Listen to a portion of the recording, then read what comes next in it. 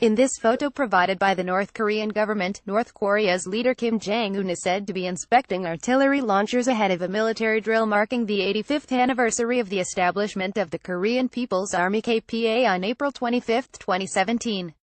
NORTHKOREATOURISMWONSANKC Navy Reuters. Donald Trump has threatened to totally destroy North Korea with fire and fury should it cross some ambiguous tripwire.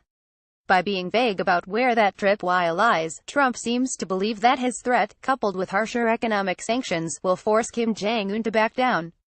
But just the opposite seems to have occurred. Instead, a war of words has broken out between Trump and Kim. This underscores the dangers that arise when there are no clear policy guidelines about what conditions constitute a threat to peace and can lead to war.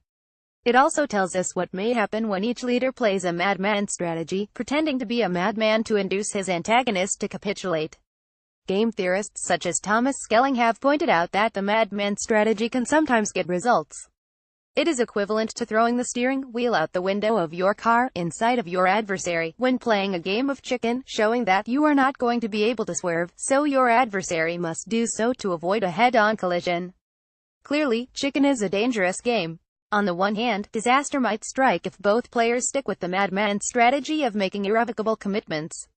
The personal invectives and threats that Trump and Kim have hurled at each other might eventually be sufficient to cause one of them to escalate to nuclear war. If their posturing becomes real, this strategy's logic leads to mutual catastrophe.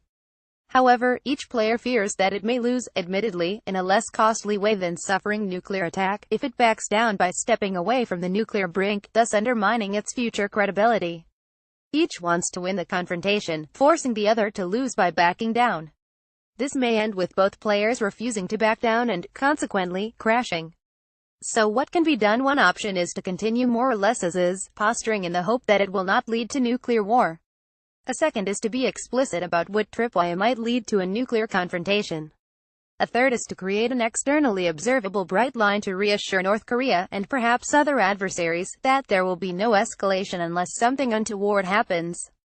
Clarity may be more helpful than ambiguity. Trump has been relentlessly ambiguous, sometimes inconsistent, about what might lead him to destroy North Korea. Kim has been inconsistent, too.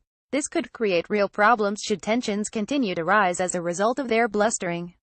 Even before developing nuclear weapons, North Korea was a provocateur in some nasty military incidents with the United States, but none escalated into a major military confrontation.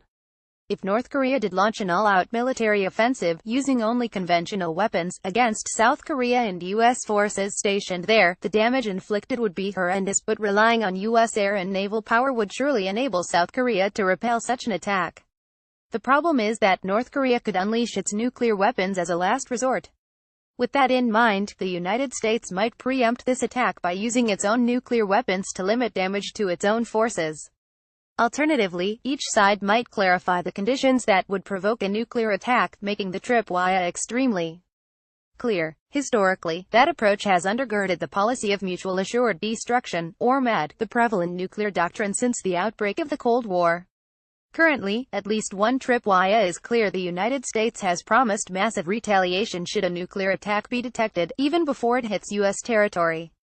Some analysts claim that MAD prevented nuclear war between the superpowers, although it did not prevent several non-nuclear proxy wars, supported by each side, elsewhere.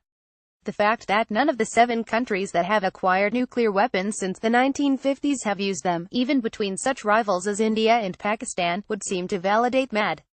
But this is a debatable claim. The world has seen several close calls, involving accidents and last-minute decisions not to launch nuclear weapons.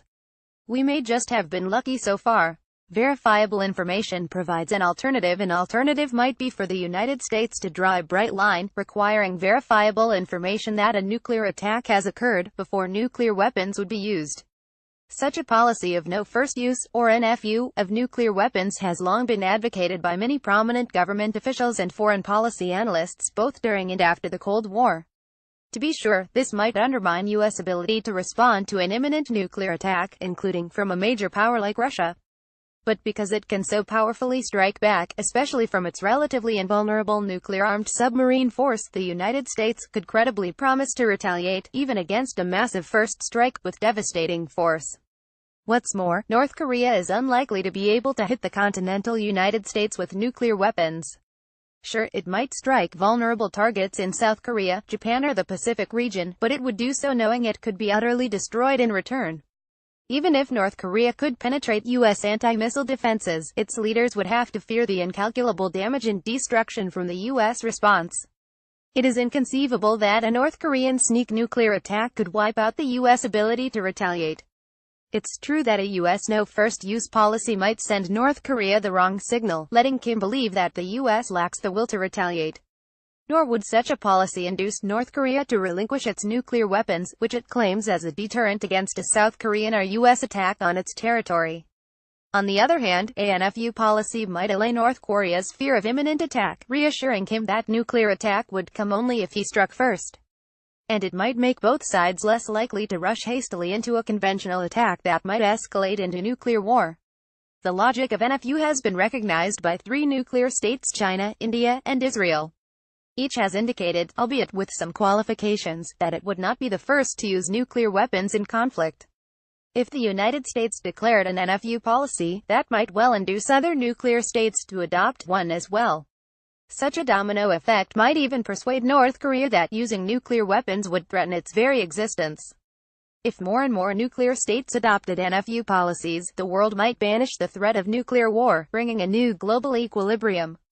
No first use won't prevent all conventional wars between states, but those have become fewer and less destructive over the years anyway. Destructive civil wars are a different story. But now, for the first time, declaring an NFU policy might deter a small hostile country from using nuclear weapons. Stephen J. Brams is professor of politics at New York University and co-author, with D. Mark Kilger, of Game Theory and National Security. Wiley, 1991.